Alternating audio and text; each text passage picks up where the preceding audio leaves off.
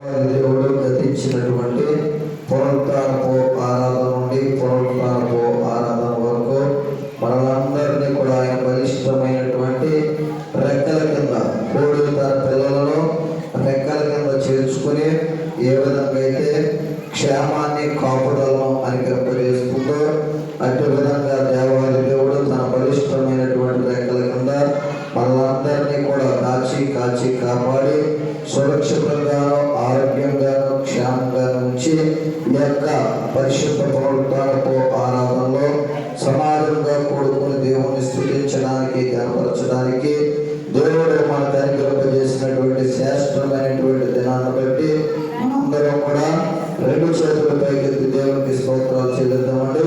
దేవునికి స్తోత్రం, దేవునికి స్తోత్రం, దేవునికి స్తోత్రం. దేవుని పరిశుద్ధ నామమునకే మహిమ కలుగును గాక. ఆమేన్. సరే, మంచిదండి.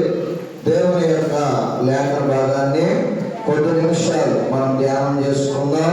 నా అంశం ఏమిటంటే, యెరూషలేము మనం చూసినట్లయితే 12 గుమ్మములు 12 ముత్యములతో కట్టబడి ఉన్నది.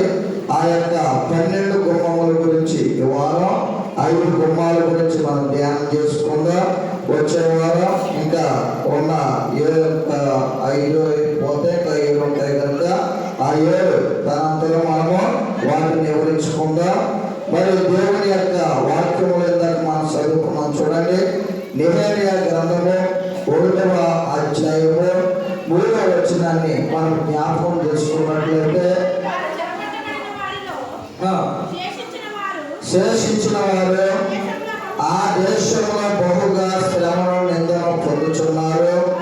మరియు యెరూషలేము యొక్క ప్రాకారము పడదోయబడినది, దాని గుమ్మములో అగ్ని చేత కాల్చబడి ఉన్నారు. చూడండి, ప్రాకారాలు ఏమో పడదోయబడ్డాయి, లేకపోతే కోల్చబడి ఉన్నాయి.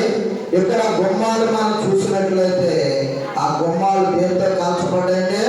అగ్ని చేత కాల్చబడి ఉన్నాయి. ఈ రోజున అగ్ని చేత కాల్చబడినటువంటి ఆ గుమ్మాలన్నింటినీ కూడా మరి నెహెమ్యా కాలంలో ఏ విధంగా వాటిని పునర్నిర్మించారో దేవుని యొక్క లేఖన భాగాల్లో నుంచి మనము చూసినట్లయితే, చూడండి, పరిశుద్ధ గ్రంథములో నుంచి నెహెమ్యా గ్రంథము 3వ అధ్యాయము 1వ వచనం. ప్రధాన యాజకుడైన ఎలీయాషీబును అతని సహోదరులైన యాజకులు లేచి గొర్రెల గుమ్మమును కట్టించి ప్రతిష్ఠించి తలుపులో నిలిపిరి. మొట్టమొదటి గుమ్మాన్ని మనం చూసినట్లయితే ఏ గుమ్మం అంటే? గొర్రెల గుమ్మము. దీనికి మరొక పేరు ఏమిటంటే రక్షణ ద్వారం అని కూడా తెలియపరుస్తారు. చూడండి, దేవాది దేవుడు గొర్రెలని ఏం చేస్తున్నాడంటే పేరు పెట్టి ఆయన పిలుచుతున్నారు. అందుకే ఈ రోజున పేరు పెట్టి మనం అందరినీ కూడా దేవాది దేవుడు ఈ పునరుద్ధారపు ఆరాధనకు పిలిచి ఉన్నాడు. కనుకనే మనం అందరం కూడా ఎక్కడ కొడుకున్నామండి? దేవుని యొక్క సన్నిధానంలో, ఆయన యొక్క సహాసంలో కొడుకుని దేవుడిని మనం ఏం చేస్తున్నామంటే ఆరాధిస్తున్నాం, గణపరుస్తున్నాం. దేవుడు చేసినటువంటి మేలులన్నింటిని బట్టి కూడా మన హృదయం అంతటితో ఆయనకి కృతజ్ఞతాస్తుతులు అనేది చెల్లిస్తున్నాం. అందుకే ఇక్కడ మొట్టమొదటి గుమ్మాన్ని మనం చూసినట్లయితే ఏ గుమ్మం కనపడుతుందంటే గొర్రెల ద్వారము, లేకపోతే గొర్రెల గుమ్మము. ఈ యొక్క గొర్రెల గురించి మనం చూసినట్లయితే దేవుడు తెలియపరుస్తున్నాడు. చూడండి, యెహెజ్కేలు గ్రంథము 34వ అధ్యాయము 6వ వచనం. యెహెజ్కేలు గ్రంథము 34వ అధ్యాయము 6వ వచనం. నా గొర్రెలు పర్వతములన్నిటి మీదను ఎత్తైన ప్రతి కొండ మీదను తిరుగులాడుచున్నవి. చూడండి, గొర్రెలన్నీ కూడా ఎక్కడ తిరుగులాడుచున్నాయో మనం ఆలోచన చేసినట్లయితే ఎత్తైనటువంటి ప్రతి కొండ మీదలో తిరుగులాడుచున్నవి. ఇక్కడ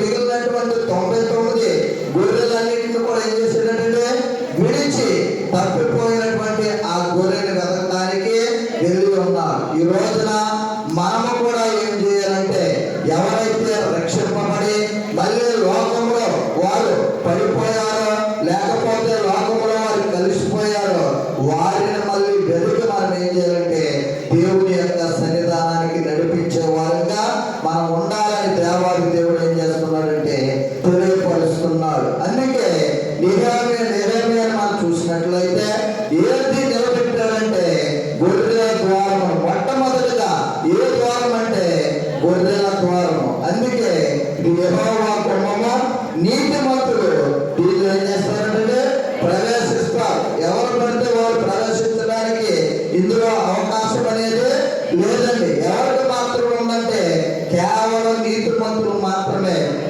ఈ యొక్క మరి స్థలంలోనికి ఈ యొక్క మందిరంలోనికి ప్రవేశించే గొప్ప భాగ్యాన్ని ధన్యతలో దేవుడు ఏం చేశాడంటే అనుగ్రహింపజేసి ఉన్నారు. యెషయా గ్రంథము 54వ అధ్యాయము 12వ వచనాన్ని మనము ఒక్కసారి చూసినట్లయితే చూడండి. యెషయా గ్రంథము 54వ అధ్యాయము 12వ వచనం. మాణిక్యములతో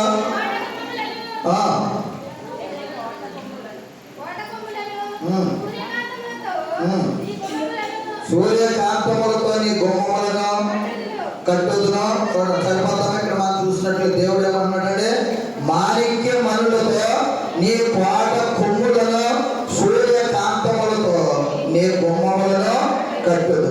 దేవాది దేవుడు ఏం చేస్తాడంటే గుమ్మము కూడా దేనికి సాదృశ్యంగా ఉందంటే మానవ జీవితానికి సాదృశ్యంగా ఉంది.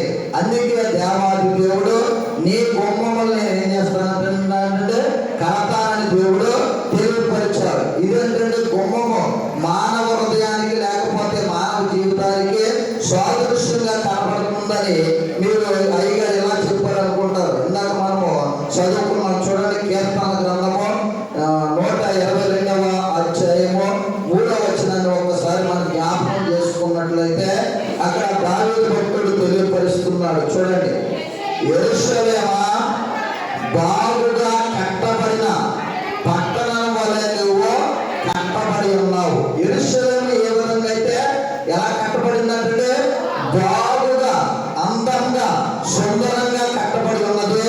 ఆయనతో సహవాసం చేసినట్లయితే, ఆయనతో మనం నడిచినట్లయితే, ఆయన సన్నిధానంలో మనం ఉన్నట్లయితే ఈ యెరూషలేము ఏ విధంగా అయితే బాగుగా కట్టబడినటువంటి పట్టణం వలె ఉందో అలాగే నీ కుటుంబం నీ పిల్లలు కూడా అట్టి విధంగా కట్టబడిన వారుగా ఉంటారని దేవుని యొక్క వాక్యం మనకి ఏం చేస్తుందంటే తేటగా తెలియజేస్తుంది.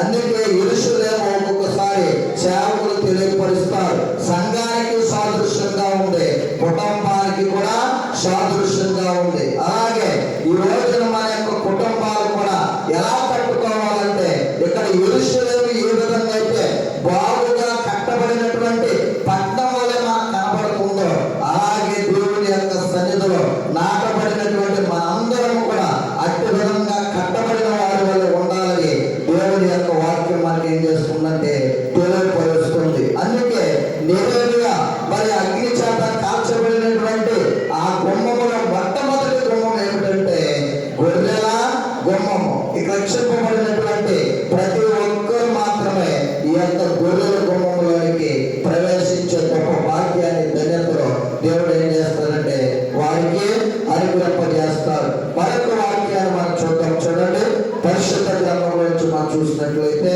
యోహాను సువార్త 10వ అధ్యాయము 3వ వచనం.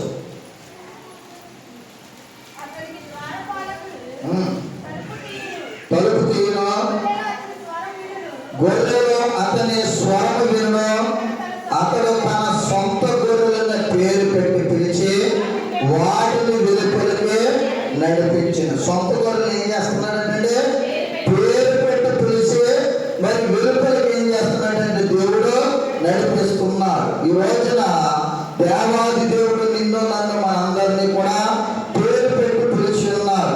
ఒకవేళ కొంతమంది పేర్లు నాకు తెలియకపోవచ్చు, కానీ మనం సృష్టించినటువంటి సృష్టికర్త అయినటువంటి దేవాది దేవునికి మీ అందరి పేర్లు కూడా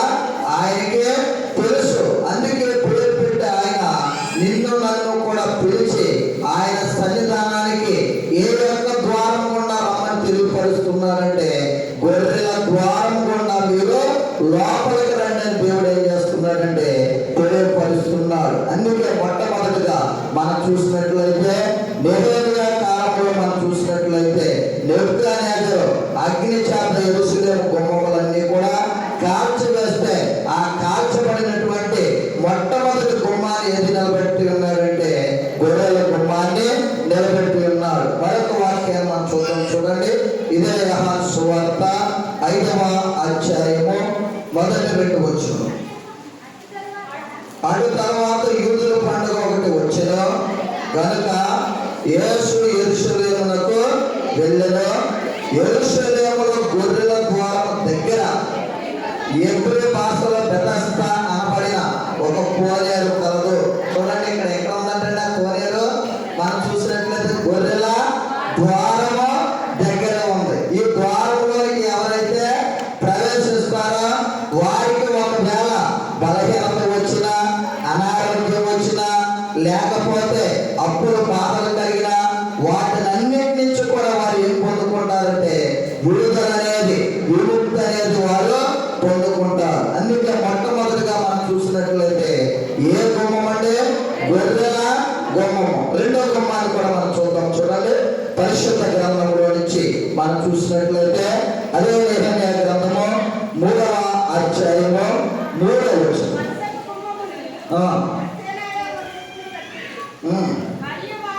మరియు వారు దానికి తోళములు ఎత్తి తలుపులు నిలిపి తాళము గడియలలో అమర్చి. ఏ గుమ్మం కనపడుతుందంటే మత్స్యపు గుమ్మము. మత్స్యపు అంటే దేనికి సాదృశ్యంగా కనపడుతుందంటే శాపతో సాదృశ్యంగా కనపడుతుంది. మరి దేవుడు ఎవరు పిలిచాడంటే లోకంలో మనం చూసినట్లయితే జ్ఞానం కలిగిన వారిని, బాగా మాట్లాడగలిగిన వారిని, వాక్ చాతుర్యం కలిగిన వారిని దేవుడు పిలవలేదు. కానీ ఎవరిని పిలిచాడని మనం ఆలోచన చేసినట్లయితే చేపలు పట్టుకున్నటువంటి, వారు వేసుకున్నటువంటి జాలను దేవుడు ఏం చేశాడంటే పిలిచి ఉన్నారు. ఈ రోజున మనం చూసినట్లయితే మొట్టమొదటిగా మనము రక్షింపబడ్డాం. పాపాన్ని విడిచిపెట్టి మనం అందరము కూడా దేవుడి యొక్క నీతిని బట్టి పరిశుద్ధంగా, పవిత్రంగా మన అందరం కూడా జీవిస్తున్నాం. అలాగే మనము రక్షింపబడిన మనం అందరం కూడా ఏం చేయాలంటే లోకంలో అనేక మంది ఏం చేస్తున్నారంటే నశించిపోతున్నారు, పాడైపోతున్నారు. అందుకే ఆత్మ భారం కలిగి మనం ఏం చేయాలంటే వారిని దేవుని యొద్దకు నడిపించే వారుగా మనము ఉండాలి. అందుకే ఇది రెండో గుమ్మము దేనికి సాదృశ్యంగా కనబడుతుందని మన ఆలోచన చేసినట్లయితే నూతన ఆత్మలకు సాదృశ్యంగా ఉంది. రెండో గుమ్మాన్ని మనం చూసినట్లయితే ఏ గుమ్మం అంటే మత్స్యపు గుమ్మము. మత్స్యం అనగా చేప. మార్కు సువార్త చూడండి, మనం చూసినట్లయితే 1వ అధ్యాయము 17వ వచనం. మార్కు సువార్త 1వ అధ్యాయము 17వ వచనం. యేసు నా వెంబడి రండి, నేను మిమ్మల్ని మనుషులు పట్టు జాలరులుగా చేసేదని వారితో చెప్పాను. చూడండి, దేవుడు ఏమని పిలుస్తున్నాడండి ఇప్పుడు వరకు? మీరు చేసినటువంటి పని ఎంత మాత్రం కూడా మానవద్దు. ఇప్పటి వరకు కూడా శాపం పట్టారు, ఇక నుంచి మనుషులు మీరు పడతారు. మీ పని మీరు ఏమాత్రం కూడా మారడానికి వీలనేది లేదని దేవుడు తెలియపరుస్తున్నాడు. ఇప్పుడు వల దేనికి సాదృశ్యంగా కనబడుతుందండి? దేవుని యొక్క వాక్యానికి సాదృశ్యంగా కనబడుతుంది. మరి జాలరు నీటిలో వల వేస్తే ఏమవుతుందంటే శాపం అనేది పడతాయి.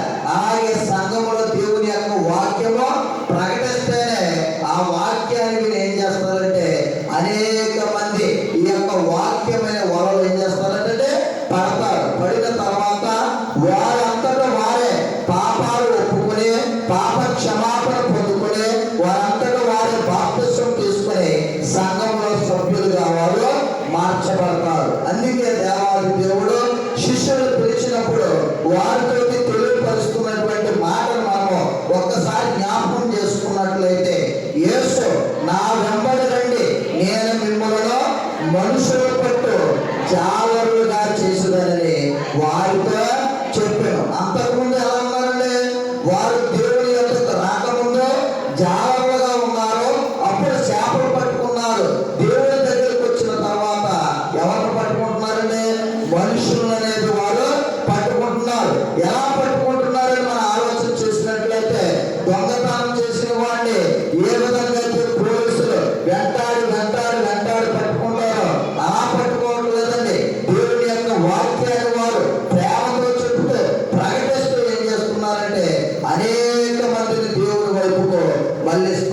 ఈ రోజున నీవు నేను కూడా ఏం చేయాలంటే ఇతరులకు దేవుని యొక్క వాక్యాన్ని మనము చెప్పి ఈ యొక్క శిష్యుని ఏ విధంగా అయితే చేపలు పట్టుకున్నటువంటి వారు ఈ రోజున మనుషులు పట్టుకుంటున్నారు, అలాగే మనం కూడా దేవుని యొక్క సన్నిధానానికి ఒక ఆత్మని రక్షించేవారుగా, ఒక ఆత్మనైన దేవుని దగ్గరికి మనము నడిపించేవారుగా, ఒక ఆత్మనైన వెలిగించేవారుగా నీవు నేను ఉండాలనే దేవాది దేవుడు నీ మీద నా మీద మన అందరి మీద కూడా భారాన్ని పెట్టి ఉన్నారు. అయితే వారు ఇదిగో మా దగ్గరకు వస్తే మేము అద్భుతం చేస్తాము లేకపోతే ఆశ్చర్యకార్యం చేస్తామని వారు తెలియపరచట్లేదండి. వారి మీద భారం ఏమిటంటే సువార్త ప్రకటించడం. వారు సువార్త ప్రకటించుకుంటూ వెళ్ళారు. మనం చూసినట్లయితే పేతురు గారు ఒక ప్రసంగం చేశారు. ఒక ప్రసంగానికి ఎంతమంది రక్షింపబడ్డారండి? ఒక జావలి. మనం చూసినట్లయితే చూడండి, అంతకు ముందు దేవాది దేవుడే పేరుపరిచాడు. ఏమనంటే ఇప్పటి వరకు కూడా మీరు చేపలు పట్టుకున్నారు, ఇక నుంచి మనుషులు మీరు పట్టుకుంటారని దేవాది దేవుడు తెలియపరిచాడు. అట్టి విధంగానే దేవుని యొక్క మాటను బట్టి వాక్యం చెబితే ఒక్కసారి 3,000 మంది ఏం చేశారంటే రక్షింపబడ్డారు. లోక సామెతగా మనం చూసినట్లయితే మనిషికో మాట గొడ్డుకో దెబ్బండి. సంవత్సరాలు మనం చూసినట్లయితే ఎన్ని ప్రసంగాలు అంటున్నామండి? మనము సంవత్సరానికి 52 వారాలు, 52 వారాలు, 52 ప్రసంగాలు మనం వింటున్నాం. అది కాకుండా బుధవారం, శనివారం, మళ్ళీ ఇళ్ళకాల కూడిక, మనం అనేక సార్లు సువార్త సభలు, ఇలాగ మనం ఎన్ని కూడికలు వింటున్నామండి చూడండి. అయితే ఈ వాటికి ఎంతమంది రక్షింపబడాలి? ఒకసారి మనం జ్ఞాపకం చేసుకున్నట్లయితే ఒక సేపు వింటున్నారు, రెండో సేపు ఏం చేస్తున్నారంటే విడిచిపెడుతున్నారు. దేవుని యొక్క రాకడంటే ఎవరికి కూడా భయం లేకోకుండా ఏం చేస్తున్నారంటే జీవిస్తున్నారు. శిష్యులు కూడా అడిగారు, ప్రభువా మీరు సర్వ సృష్టికి వెళ్ళి సువార్త తెలియజేయమంటున్నారు, మేము చెప్తాం, వారు వినకపోతాయని శిష్యులు ఏం చేస్తారంటే యేసు క్రీస్తునే ప్రశ్న వేస్తారు. దేవుడు ఏమని తెలియపరిచాడంటే నమ్మే రక్షింపబడిన వాడు ఏం చేస్తాడంటే బాప్తిసం తీసుకున్నవాడు రక్షింపబడతాడు, నమ్మని వారికి ఏం కలుగుతుందంటే శిక్ష అనేది విధింపబడతాడని దేవాది దేవుడు తెలియపరిచారు. అట్టి విధంగానే వారు దేవుడు చెప్పినటువంటి ఆ యొక్క మాటను బట్టి వారు ప్రతి ఒక్క గ్రామంలో, ప్రతి ఒక్క పట్టణంలో కూడా వెళ్ళి సువార్తను ప్రకటిస్తూ వారు వచ్చి ఉన్నారు. ఈ రోజున నీవు నేను మనమందరం కూడా సువార్త ప్రకటించవలసినటువంటి భారం మనందరి మీద కూడా ఉంది. ఇప్పుడు మనకి భారం ఉంది. కాలక్రమేణా ఇంకా బీజేపీ ప్రభుత్వం వచ్చిందనుకోండి, దేవుని యొక్క వాక్యం అనేది కరువైపోతుంది. దేవుని యొక్క వాక్యం ప్రకటించుకోవడానికి ఇంత విశాలత అనేది మనకే ఉండదండి. చూడండి, అనేక చోట్ల మనం టీవీలో చూస్తున్నాం.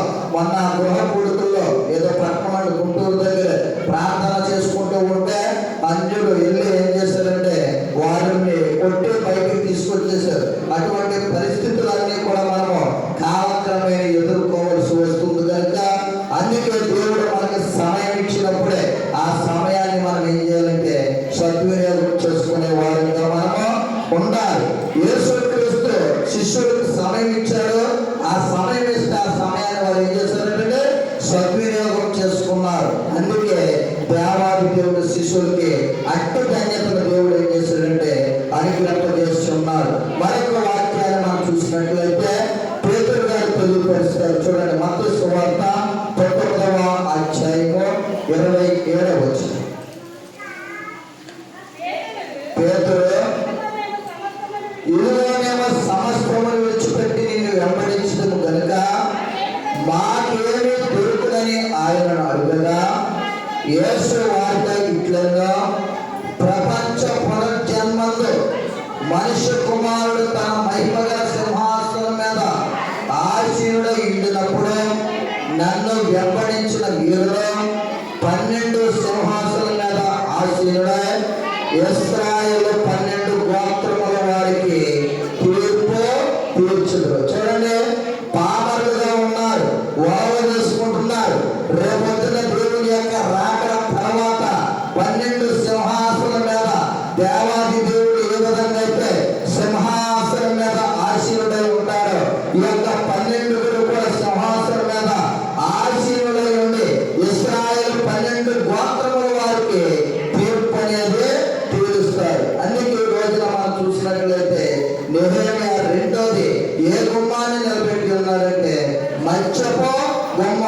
దేనికి సాదృశ్యం అంటే శాపకు అంటే ఆత్మలకు సాదృశ్యంగా కనపడుతుంది. అందుకే నీవు నేను మనందరం కూడా సంవత్సరాలు జరిగిపోతున్నాయి, రోజులు జరిగిపోతున్నాయి, లేకపోతే రక్షణ సువార్తలు అనేది వెళ్ళిపోతున్నాయి. కనీసం సంవత్సరంలో ఒక ఆత్మ కానీ, రెండు ఆత్మలు కానీ, మూడు ఆత్మలు కానీ దేవుని యొక్క సంఘంలో నడిపించవలసినటువంటి భారం మన మీద ఉందని దేవుని యొక్క వాక్యం మనకి ఏం చేస్తుందంటే తేటగా తెలియజేస్తుంది. మరొక వాక్యాన్ని మనం చూద్దాం. చూడండి, ఈ యొక్క మత్స్యపు గుమ్మం గురించి 2వ దినవృత్తాంతాల గ్రంథము 33వ అధ్యాయము 14వ వచనం.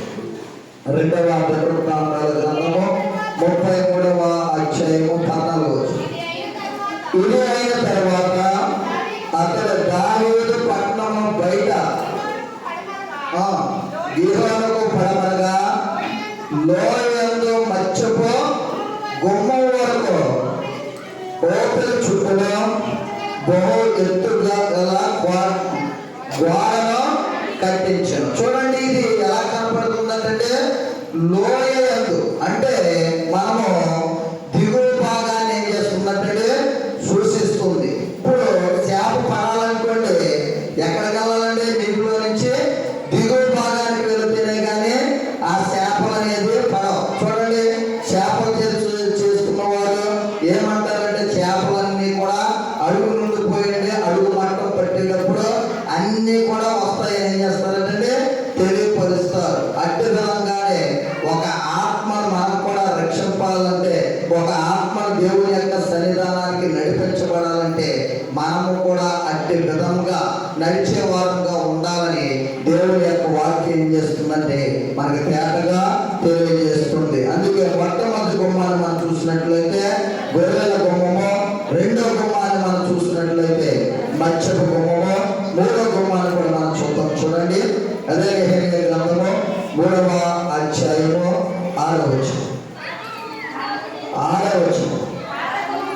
పాప గుమ్మము బాగు చేయువారు ఎవరనగా పాషయ కుమారుడైన యెహోవా యాదాయును, బెషెర కుమారుడైన మెషుల్లామును దానికి త్రోవలు ఎత్తి తలుపులు నిలిపి తాళము గడియలలో అమర్చి. చూడండి, ఇక్కడ మనం చూసినట్లయితే మూడో గుమ్మం ఏ గుమ్మం అంటే పాత గుమ్మం. ఇప్పుడు అందరూ కూడా మనం చూసినట్లయితే ఇంట్లో ఏమెట్టుకుంటున్నారంటే పాతయన్నీ కూడా ఎప్పుడు సామాన్లు వేసేసి ఇప్పుడు అన్ని కూడా లేటెస్ట్ మోడల్ కొత్త నూనె అనేది కొత్తది అనేది ప్రతిదీ కూడా మనం ఏం చేస్తున్నాం అంటే తెచ్చుకొని పెట్టుకుంటున్నాం. లోక సామెతగా మనం చూసినట్లయితే చూడండి, పాతది ఏమవుతుందంటే రోత, కొత్తది ఎలా ఉంటుందంటే ఎంతగా కనపడుతుందండి. కొత్తది ఏమవుతుందంటే ఎంతగా కనపడుతుంది, పాతది ఏమవుతుందంటే రోతగా కనపడుతుంది. కానీ పరిశుద్ధ గ్రంథంలో మనం చూసినట్లయితే పాతాన్ని దేవుడు ఎంత మాత్రం కూడా విడిచిపెట్టద్దని ఏం చేస్తున్నాడంటే తెలియపరుస్తున్నాడు. దాని యొక్క మూలాలు లోతులు మనము మర్చిపోకూడదని దేవుడు ఏం చేస్తున్నాడంటే తెలియపరుస్తున్నాడు. చూడండి, ఇర్మియా గ్రంథము 6వ అధ్యాయము 16వ వచనం. ఇర్మియా గ్రంథము 6వ అధ్యాయము 16వ వచనం. యెహోవా ఇలాగ సెలవిచ్చుచున్నాడు. అమ్మ ఒకసారి మార్గములలో నిలుచు చూడుడి,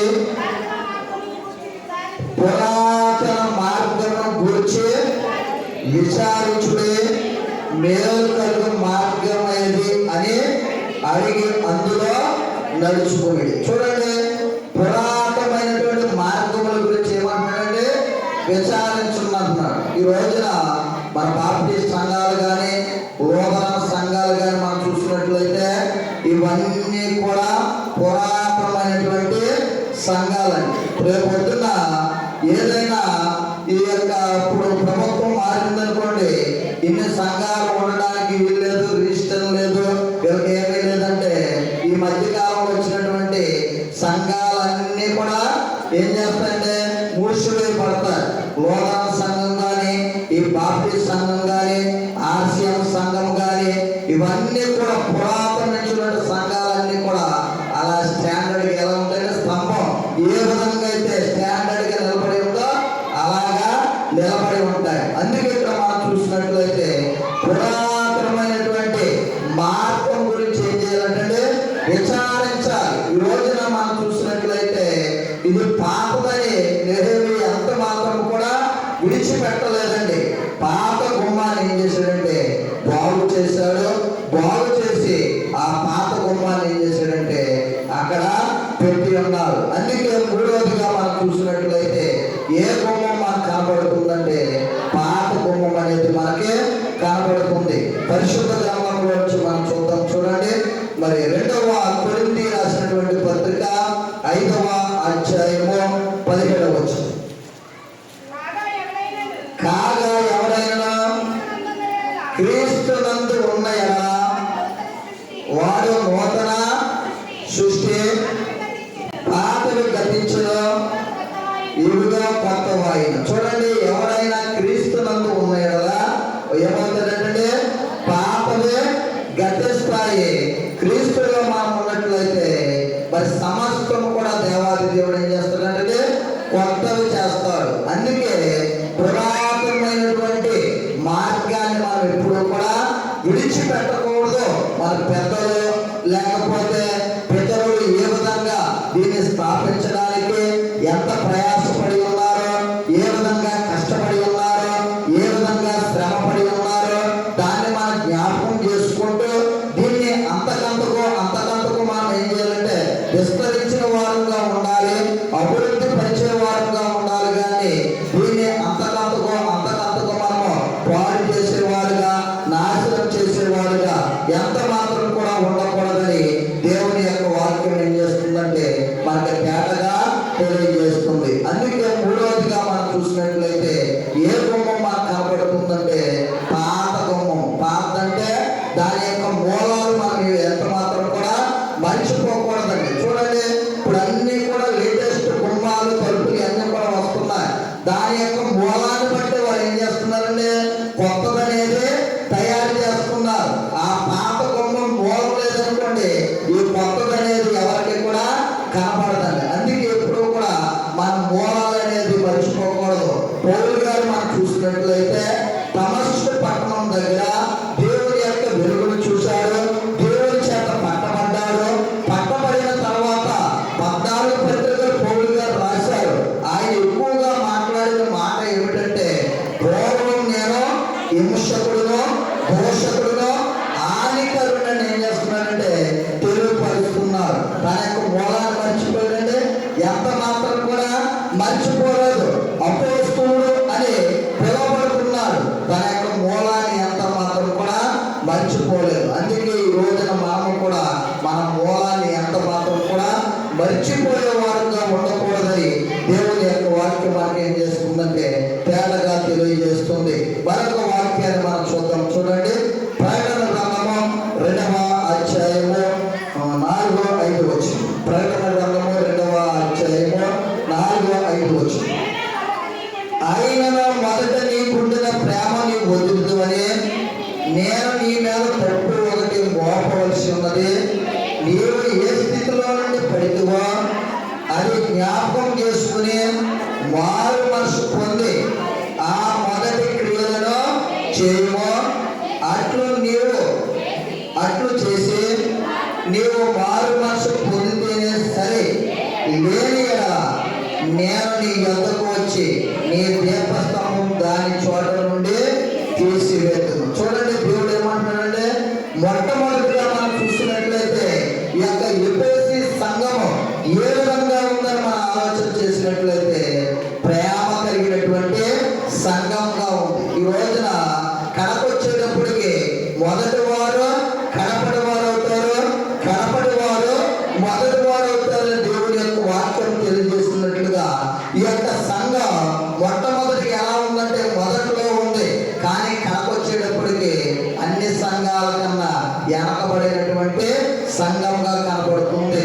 అందుకే దేవాది దేవుడు అయినను మొదట నీకుండిన ప్రేమ నీవు వదిలితే దేవుడి మీద ఉన్నటువంటి ఆ యొక్క ప్రేమ ఇవన్నీ కూడా ఏం చేసిందంటే సంఘం విడిచిపెట్టేసింది. దేవుడు మళ్ళీ అవకాశం అనేది ఆ సంఘానికి అనుగ్రహింపజేస్తాడు.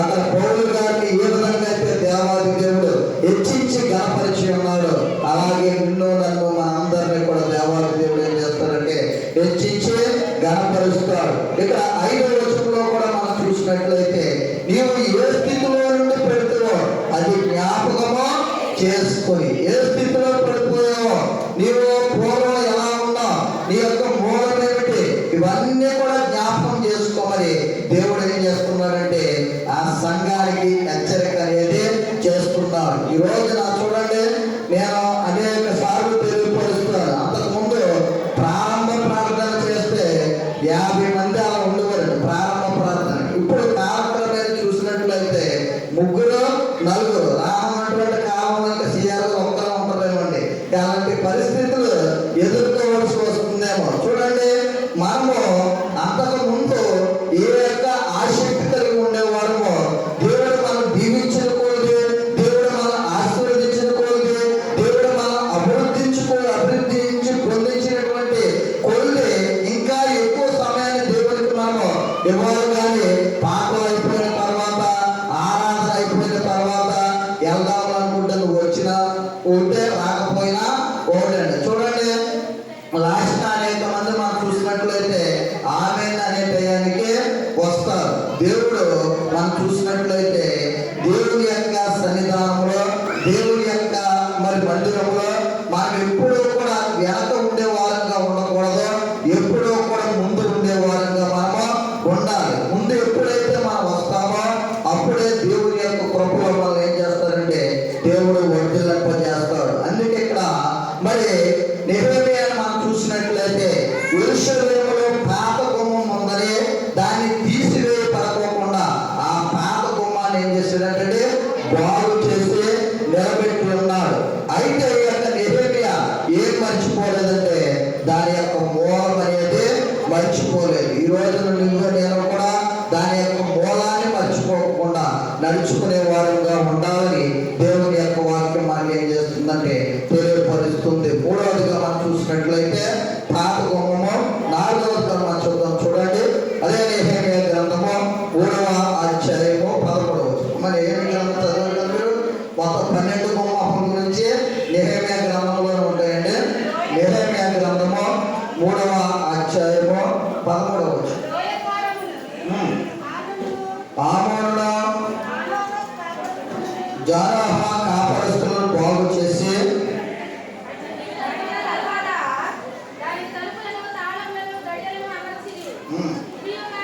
ఇదియో గాక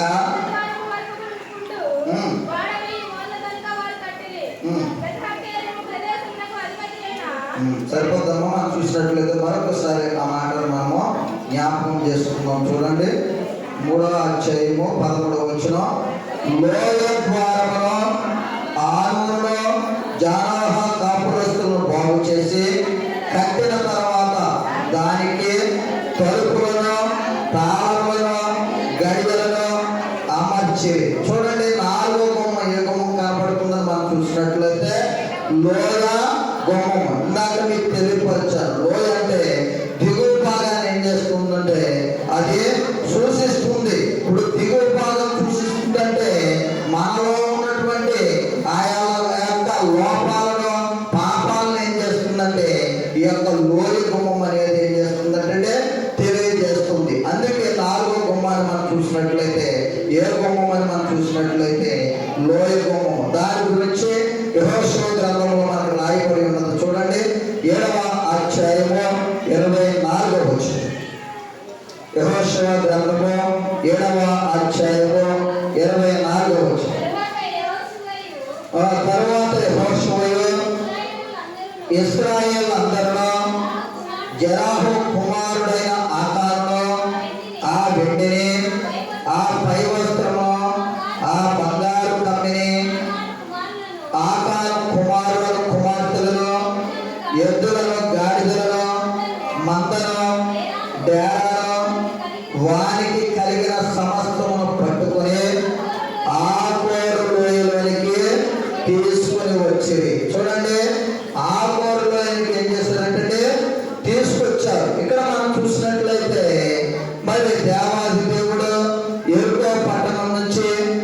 శబ్దమైనది కనుక శాపగ్రస్తమైనది ఏది కూడా తీసుకురావద్దని దేవాది దేవుడు ఏం చేస్తున్నట్టే తెలియపరిచాడు. అయితే ఇశ్రాయేలు ప్రజలందరూ కూడా యుద్ధానికి వెళ్ళినప్పుడు లక్షల ఉన్నటువంటి జనాన్ని వారు ఏం చేశారంటే జయించుకుంటూ వచ్చారు, విజయం పొందుకుంటూ వచ్చారు. ఆయి అనే చిన్న పట్టణం ఉందండి. వారు చూస్తే కొద్ది మంది వారే, వీరు చూస్తే ఎక్కువ మంది ఉన్నారు. కానీ ఆ యొక్క పట్టణం మీదకి యుద్ధానికి వెళ్ళారు. యుద్ధానికి వెళ్తే చూడండి, ఇప్పుడు ఏదైనా గొడవ అయిందనుకోండి, ఎక్కువ మంది ఉన్నవారే గెలుస్తారా, తక్కువ మంది ఉన్నవారు గెలుస్తారండి? ఎక్కువ మంది ఉన్నవారే, వారికి బలం ఎక్కువ ఉంటుంది కనుక ఎక్కువ మంది ఉన్నవారు ఏం చేస్తారంటే గెలుస్తారు. కానీ ఇక్కడ మనం చూసినట్లయితే ఇశ్రాయేలు ప్రజలందరూ కూడా ఎక్కువగా ఉన్నారు, ఆయి వారు ఏం చేశారంటే తక్కువగా ఉన్నారు. కానీ చిన్న గ్రామమైనటువంటి ఆయి పట్టణం మీద ఈ యొక్క ఇశ్రాయేలు ప్రజలందరూ కూడా ఓడిపోయారు. ఓడిపోవడం మాత్రమే కాదు, కానీ 36 మంది ఏమైపోయారంటే చనిపోయారు. చనిపోతే అప్పుడు యెహోషువ, ప్రభువా ఇదిగో ఈ పట్టణాలన్నీ కూడా నేను నీకు అప్పగిస్తానని తెలియపరచా, ఇవన్నింటి మీద మాకు జయాన్ని ఇచ్చా. చిన్న గ్రామమైనటువంటి ఆయి మీద ప్రభువా ఎంత మాకు ఘోరం, ఎంత అవమానాన్ని తట్టుకోలేకపోతున్నా, మమ్మల్ని ఏలా చేస్తున్నారు, సిగ్గుపరుస్తున్నారని యెహోషువ మరి ఎంతో హృదయ వేదనతో దేవుడి దగ్గరకు వస్తే దేవాది దేవుడు తెలియపరిచాడు. శపితమైనది మీలో ఉంది కనుక ఆ శపితమైనది మీలో ఉన్నంత కాలం మీకు జయం అనేది ఉండదు, విజయం అనేది ఉండదు. మీరు ఎప్పుడూ కూడా అపజయమే చూస్తారని దేవాది దేవుడు ఏం చేస్తాడంటే తెలియపరిచి ఉన్నాడు. చూడండి, ఇదే యెహోషువ గ్రంథం 7వ అధ్యాయము 4వ వచనం. కాబట్టి జనులు ఇంచుమించు 3,000 మంది అక్కడికి వెళ్ళారు, కానీ వారు ఆయు వారి ఎదుట నీరు లేక పారిపోయారు. అప్పుడు ఆయు వారు వారిలో 36 మనుషులు ఏం చేశారంటే హతము చేశారు. చూడండి, ఎంతమంది వెళ్ళారంటే 3,000 మంది వెళ్ళారు, 36 ఏం చేశారంటే చనిపోయారు. ఎప్పుడైతే చనిపోయారో అప్పుడు యెహోషువ బట్టలు చెప్పుకొని దేవుని యొక్క సన్నిధిలో ఏం చేస్తున్నాడంటే అడుగుతున్నప్పుడు యెహోషువకు దేవాది దేవుడు తెలియపరిచాడు. శపితమైనది మీలో ఉంది, అందుకే మీరు ఆ యొక్క జయం అనేది పొందుకోలేకపోయారు, అపజయం అనేది మీరు చూసి ఉన్నారని తెలియపరిచిన తర్వాత అప్పుడు ఆకాని ఇవన్నీ కూడా తెచ్చుకున్నాడని దేవుని యొక్క వాక్యం మనకేం తేటగా తెలియజేస్తుంది. చూడండి, 20వ వచనం ఇదే వచ్చింది. ఆకాని యెహోషువతో, ఇశ్రాయేలు దేవుడు యెహోవాకి విరోధంగా నేను పాపం చేసినది నిజము. దోపుడు సొమ్ములో ఒక మంచి సేనారు పై వస్త్రము, 200 తులములు వెండిని, 50 తులముల ఎత్తుగల బంగారు కమ్మి నేను చూచి వాటిని ఆశించి తీసుకుంటుంది. ఏం చేస్తున్నాడంటే ఆశించి, దేవుడు చెప్పాడు, చెప్పినా సరే వినకోకుండా దాని మీద మోజు పెట్టుకుని ఆశించి ఏం చేశాడంటే తీసుకుని వచ్చాడు. తీసుకొచ్చినట్టు బాగా ఉన్నాడండి. ఇంతకు ఎవరు చనిపోయారు? చూడండి, మనం చూసినట్లయితే అన్యం పుణ్యాలు తెలియని వారికి దెబ్బలు తగిలినట్టు చూడండి.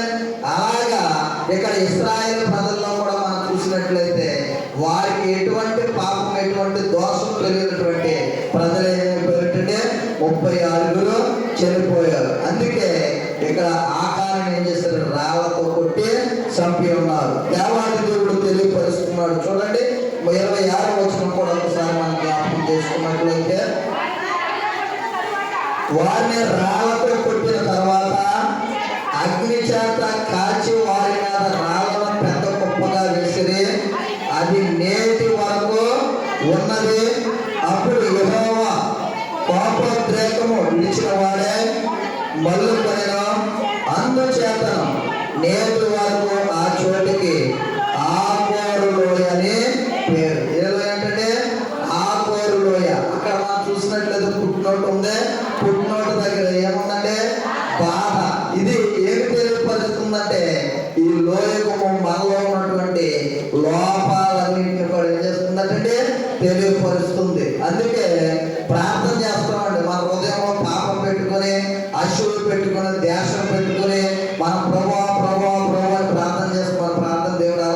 చేస్తాడంటే ఎంత మాత్రం కూడా ఆలకించడు. అందుకే దావీదు భక్తుడితో తెలియపరుస్తాడు. చూడండి, కీర్తన గ్రంథం 66వ అధ్యాయంలో ఆ మాట మనకి కనబడుతుంది. 66వ అధ్యాయము 18వ వచనం. నా హృదయంలో నేను పాపములో లక్ష్యం చేసిన ప్రభు నా మనవి వినకపోవును. చూడండి, మన హృదయంలో పాపం పెట్టుకొని ఎంత కన్నీరు కార్చినా, ఎంత ప్రార్థన చేసినా, ఎన్ని ఉపవాసాలు ఉన్నా కానీ మన ప్రార్థన దేవాది దేవుడు ఆలకించడండి. మన హృదయం పవిత్రంగా ఉంచుకొని దేవుని యొక్క వాక్యంతో నింపుకొని, దేవుని యొక్క ఆత్మతో నింపుకొని, ఎప్పుడైతే మనం ప్రార్థన చేస్తామో, మనం విజ్ఞాపన చేస్తామో, మనం మొదలు పెడతామో, దేవుడిని మనం అడుగుతామో, అప్పుడు మన ప్రతి ప్రార్థన కూడా దేవుడు ఏం చేస్తాడంటే ఆలకిస్తాడు. అందుకే లోయ గుమ్మం దేనికి సాదృశ్యంగా కనబడుతుందంటే మనలో ఉన్నటువంటి లోపాలన్నింటినీ కూడా మరి తెలియజేయడానికే సాదృశ్యంగా కనపడుతుంది. ఈ రోజున దేవుని యొక్క సన్నిధానానికి మనం వచ్చి ఉన్నాం. మీలో నాలో ఏ లోపం ఉందో ఆ లోపాన్ని మనం సరి చేసుకుంటే దేవాది దేవుడు మనకు సమయం ఇస్తాడు. లేదు ఆ లోపాలు పెట్టుకుని వేషధారణగా ఉంటూ నేనేదో దేవుడి సన్నిధికి వస్తాను వెళ్ళిపోతానంటే దేవాది దేవుడు నీకు సమయం ఇచ్చాడు. ఆ సమయాన్ని సద్వినియోగం చేసుకోకపోతే దీపస్తంభాన్ని నీ వద్ద నుండి తీసివేస్తానని దేవాది దేవుడు తెలియజేసిన రీతిగా మన యొద్ద నుండి ఆ దీపస్తంభాన్ని ఏం చేస్తాడంటే తీసివేస్తాడు. ఇల్లు ఉండగానే, దీపం ఉండగానే మనం ఏం చేసుకోవాలంటే చక్క పెట్టుకోవాలి. దీపం ఆరిపోయిన తర్వాత మనం ఎంత కన్నీరు కార్చినా, ఎంత ఏడ్చినా, ఎంత దుఃఖించినా కానీ ఎంత మాత్రం కూడా ప్రయోజనం ఉండదని దేవుని యొక్క వాక్యం మనకి ఏం చేస్తుందని తెలియజేస్తుంది. 4వదిగా మనం చూసినట్లయితే లోయ మరొక వాక్యం మనం చూద్దాం. చూడండి, ఈ యొక్క గుమ్మం హోషేయ గ్రంథము 2వ అధ్యాయము 14వ వచనం. 2వ అధ్యాయము 14వ వచనం. దాన్ని ఆకర్షించి అరణ్యంలోనికి కొనిపోయి అక్కడ దానితో ప్రేమగా మాట్లాడుదును. అక్కడ నుండి దానిని తోడుకుని వచ్చి దానికి ద్రాక్ష చెట్లు ఇత్తును. ఆ కోరు శ్రమగల లోయను నిరీక్షణ ద్వారంగా చేసేదను. చూడండి, ఆ కోరు లోయ అంటే శ్రమగల మరి లోయగా కనపడుతుంది, లేకపోతే శ్రమగల ద్వారంగా మనకు కనపడుతుంది. ఆ ద్వారాన్ని దేవాది దేవుడు ఎలా మారుస్తాడంటే నిరీక్షణ ద్వారంగా. నిరీక్షణ అంటే ఏంటంటే ఎదురు చూడటం, కనిపెట్టడం. ఏ విధంగా అయితే దేవుని యొక్క కార్యాల కొరకు మనం కనిపెడతామో, నిరీక్షణ కలిగి ఎదురు చూస్తామో, అలాగే ఒకవేళ మనకి శ్రమ కలిగిన, బాధ కలిగిన, మరి అన్నింటి నుంచి కూడా దేవాది దేవుడు ఏం చేస్తాడంటే విడిపిస్తాడు. శ్రమలో దేవాది దేవుడు నీకు నాకు కూడా ఎలా ఉంటాడంటే తోడుగా ఉంటాడు. శ్రమల్లో ఆయన మనకి ఉత్తరం ఇచ్చే దేవుడుగా ఉన్నాడని దేవుని యొక్క వాక్యం మనకి ఏం చేస్తుందంటే తెలియపరుస్తుంది. అందుకే కీర్తన గ్రంథం 91వ అధ్యాయంలో ప్రవక్త అయినటువంటి మోషే తెలియపరుస్తాడు. చూడండి, పరిశుద్ధ గ్రంథంలో నుంచి మనం చూసినట్లయితే 91వ అధ్యాయము 15వ వచనం. అతడు నాకు మొరపెట్టగా నేను అతనికి ఉత్తరం ఇచ్చేదను, శ్రమలో నేను అతనికి తోడైండును. చూడండి, శ్రమల్లో ఉత్తరం ఇస్తాడు, శ్రమల్లో కూడా దేవుడు ఏం చేస్తాడంటే తోడుగా ఉంటాడు. అందుకే ఇక్కడ మనం చూసినట్లయితే 4వదిగా ఏ గుమ్మం మనకు కనబడుతుందంటే లోయ గుమ్మం అనేది కనబడుతుంది. ఆ లోయ మనలో ఉన్నటువంటి పాపాలన్నింటినీ కూడా ఎత్తి చూపిస్తుంది కనుక వాటిని సరి చేసుకుంటే దేవుడు మనకి ఆయుష్ను పెంచుతాడు, ఆరోగ్యం ఇస్తాడు, క్షేమాన్ని ఇస్తాడు, సమాధానాన్ని దేవాది దేవుడు అనుగ్రహింపజేస్తాడు. మనం సరి చేసుకోకుండా వేషధారణగా ఉంటే దేవాది దేవుడు ఏదో ఒక రోజున నిన్ను నన్ను ఎవరినైనా సరే, అది సేవకుడైనా, సేవకురాళ్ళైనా, విశ్వాసులైనా, సంఘ పెద్దలైనా, ఎవరినైనా కూడా దేవుడు ఏం చేస్తాడంటే శిక్షిస్తాడు. 5వది కూడా మనం చూసినట్లయితే చూడండి, పరిశుద్ధ గ్రంథంలో నుంచి నెహెమ్యా గ్రంథము 3వ అధ్యాయము 14వ వచనం.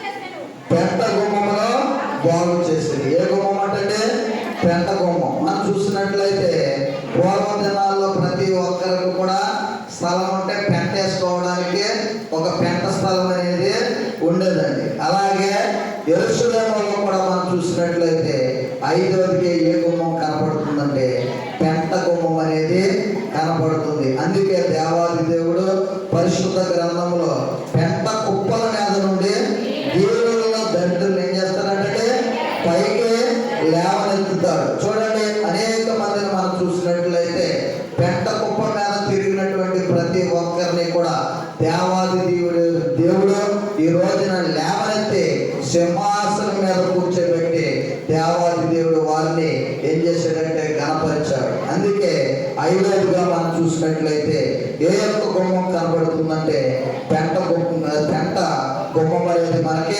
కనబడుతుంది. పరిశుద్ధ గ్రంథంలో నుంచి పౌలు గారు కూడా తెలియపరుస్తారు. చూడండి, ఆయన కూడా ఏ విధంగా ఎంచుకున్నాడో మరి మనం చూసినట్లయితే దేవుని యొక్క వాక్య ఆధారంగా మనము ఆ యొక్క మాటను మనం జ్ఞాపకం చేసుకుందాం. 1 కొరింథీ రాసినటువంటి పత్రిక 4వ అధ్యాయము 13వ వచనం.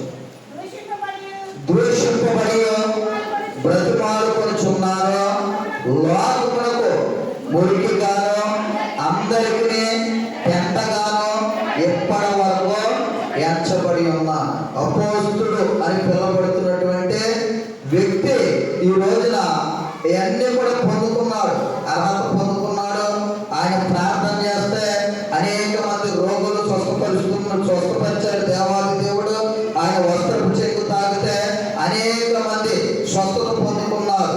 అయినప్పటికీ కూడా గర్వం లేకోకుండా ఏమని తెలియపరుస్తున్నాడో ఒక్కసారి మనం జ్ఞాపకం చేసుకున్నట్లయితే, దూషింపబడి బ్రతిమాలుకొనుచున్నామో లోకమునకు ఎలా ఉన్నాడంటే లోకమునకు మురికిగాను అందరికీ పెంటగాను ఇప్పటి వరకు కూడా ఎంచబడి ఉన్నా. ఈ రోజున చూడండి, ఎవరికన్నా పాటలు పాడే స్వరం ఉందనుకోండి, ఇంకా వారిని భూమి మీద మనం ఆపలేమండి. నా అంత గొప్పగా ఎవరు కూడా పాడలేరు అని ఏం చేస్తారంటే ఆ స్వరాన్ని బట్టి గర్వించేవారు అనేక మంది ఉంటారు. మరి ఎవరైనా ప్రార్థన బాగా చేసేదనుకోండి, నా యొక్క ప్రార్థన పరులు ఇంకా ఎవరు కూడా లేరని ఆ యొక్క ప్రార్థన అనుభవం బట్టి గర్వపడేవారు ఉంటారు. లేకపోతే వాక్యం బాగా చదివినా, లేకపోతే వాక్యం బాగా చెప్పి వివరించినా, లేకపోతే ఇలాగా బాగా మాట్లాడినా కానీ నాకన్నా బాగా మాట్లాడగలిగిన వారు ఎవరు లేదని ఏం చేస్తారంటే గర్వం కలిగి ఉంటారు. ఇక్కడ పౌలు గారిని మనం చూసినట్లయితే అన్ని విషయాల్లో కూడా జ్ఞానం కలిగినటువంటి వ్యక్తి. మరి అటువంటి వ్యక్తి ఏమని తెలియపరుస్తున్నాడంటే లోకములకు ఎలా ఉన్నాడంటే మురికిగాను అందరికీ వెంటగాను ఎప్పటి వరకు కూడా ఎంచబడి ఉన్నా. దేవుడు ఏర్పరచుకున్నాడు, దేవుడు ఎన్నుకున్నాడు, అనేక సంఘాలు కట్టాడు, అనేక మందిని దేవుడి వైపు నడిపించాడు, అనేక మందిని బాగు చేశాడు. అయినప్పటికీ కూడా ఇప్పటికి కూడా నేను ఎలా ఉన్నానంటే పెంటగానే నేను ఉన్నానని ఏం చేస్తున్నాడంటే తెలియపరుస్తున్నాడు. అందుకే తన్ను తాను తగ్గించుకున్నవాడు ఏమవుతాడంటే హెచ్చింపబడతాడు, తన్ను తాను హెచ్చించుకున్నవాడు ఏమవుతాడంటే తగ్గింపబడతాడు. పౌలు గారు ఎంత మాత్రం కూడా ఆయన హెచ్చించుకోలేదండి. అక్కడ మనం చూసినట్లయితే పౌలు గారు ప్రార్థన చేసినప్పుడు పాపుల్లో ప్రధాన పాపిని నేను ఏం చేస్తున్నాడంటే దేవునికి మొర్ర పెడుతున్నాడు. ఈ రోజున దేవుడు ఇచ్చినటువంటి ఆ యొక్క రాగాన్ని బట్టి, లేకపోతే దేవుడు ఇచ్చినటువంటి వాక్ చాతుర్యాన్ని బట్టి, లేకపోతే ప్రార్థన ఆత్మను బట్టి దేవుడిని మనము మహిమపరిచే వారంగా ఉండాలి, దేవుడిని కనపరిచే వారంగా ఉండాలి. కానీ ఎంత మాత్రం కూడా మనలో గర్వం అనేది ఉండకూడదు. ఒకవేళ గర్వం అనేది మనలో ఉంటే దేవాది దేవుడు గర్వం నాశనానికి దారి తీస్తుంది. మనది నాశనానికి తప్ప మంచి మార్గానికి ఎంత మాత్రం కూడా నడిపించబడదండి. మరొక వాక్యాన్ని మనం చూసినట్లయితే చూడండి, పరిశుద్ధ గ్రంథంలో నుంచి మనం చూసినట్టు 1 యోహాను రాసినటువంటి పత్రిక 3వ అధ్యాయము 9వ వచనం.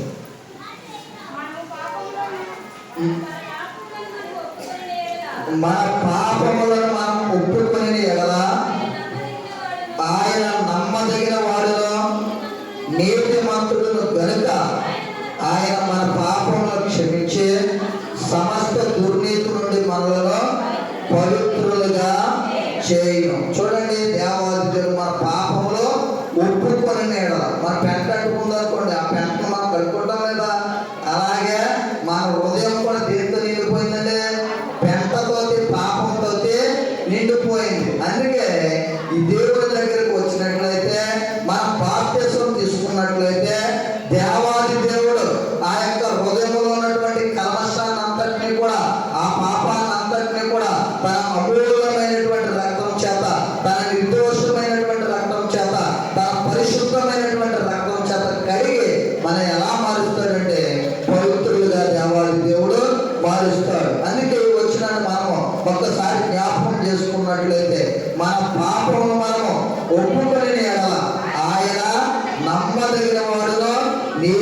పరిశుద్ధుడు కనుక మన పాపాలు ఒప్పుకుంటున్నామా, కప్పుకుంటున్నామా, ఒక్కసారి మనం జ్ఞాపకం చేసుకునే వారమై ఉన్నామని దేవుని యొక్క వాక్యం ఏం చేస్తుందని మన తేటగా తెలియజేస్తుంది. మన పాపాలు మనము ఒప్పుకోవాలి, ఎంత మాత్రం కూడా కప్పుకునే వారుగా మనము ఉండకూడదు. ఎప్పుడైతే ఒప్పుకొని ఆయన దగ్గరకు వచ్చి ప్రభువా ఇదిగో తెలుసో తెలియక నేను పాపం చేశాను, అపరాధం చేశాను, దయతో నన్ను క్షమించని దేవుణ్ణి మనం అడిగినట్లయితే క్షమించడానికి శ్రద్ధ మనసు కలిగినటువంటి దేవుడు. ఇద్దరు వ్యక్తులు వచ్చారండి దేవుని యొక్క సన్నిధానానికి, పరిశుద్ధుడు, శుంకరుడు. మరి ఎవరు ప్రార్థన దేవాది దేవుడు ఆలకించాడు? పరిశుద్ధుడు ప్రార్థన, శుంకరు ప్రార్థన. శుంకరు ఏమైనా ప్రార్థన చేశాడు?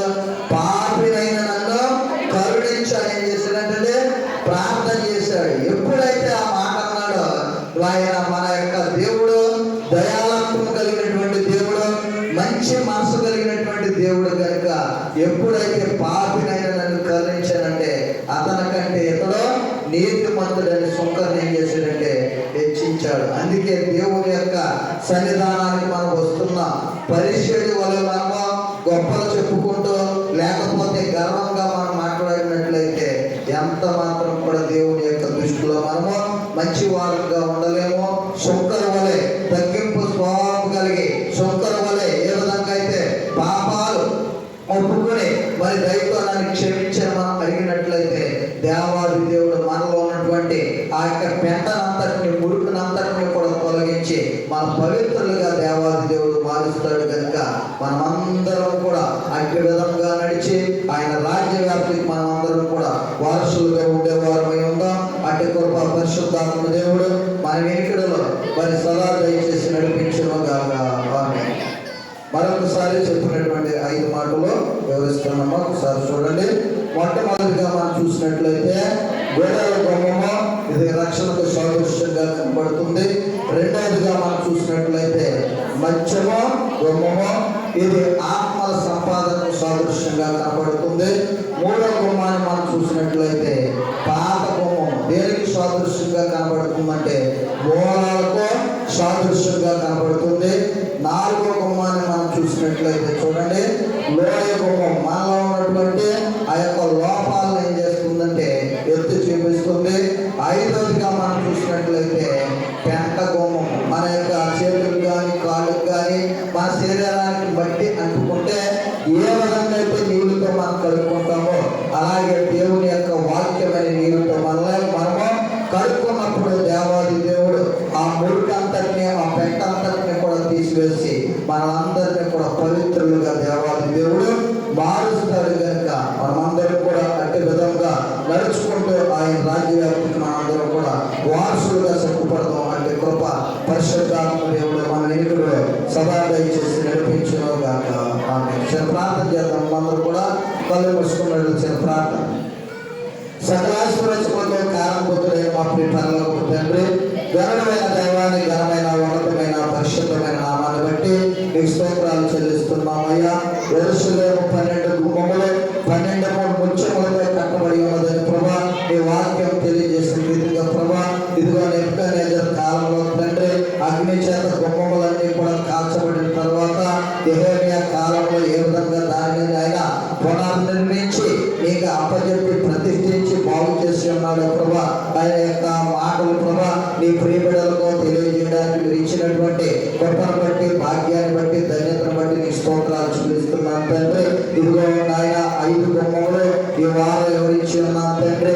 మిగిలినటువంటి 7 గుమ్మాలు ప్రభా వచ్చే వారం నుంచి వివరించడానికి ప్రభా మీరే కృప చూపి సహాయం చేసి నడిపించండి. ఎత్తబడినటువంటి ప్రతి ఒక్క మాట దుష్టుడు ఎత్తుకుపోకుండానట్లుగా నీ ప్రియబిడ్డల యొక్క హృదయాలలో తండ్రి నీరు కట్టి పలుపులోనికి మీరే తీసుకుని వచ్చి ఇంకా ఎవరైతే తండ్రి ఇదిగో ప్రభా సరి చేసుకోకుండా ఇష్టానుసారంగా జీవిస్తున్నారో తండ్రి వారు సరి చేసుకునే గొప్ప భాగ్యాన్ని కృపను ప్రభా సరి చేసుకునే ఆత్మ కూడా తండ్రి వారికి మీరే అనుగ్రహింపజేసి నడిపించి ఈ కృపను మమ్మల్ని అందరినీ కూడా దీవించాలి. యేసు శక్తి కలిగిన నామములో అడిగి పొందుకుని నా పరమ తండ్రి.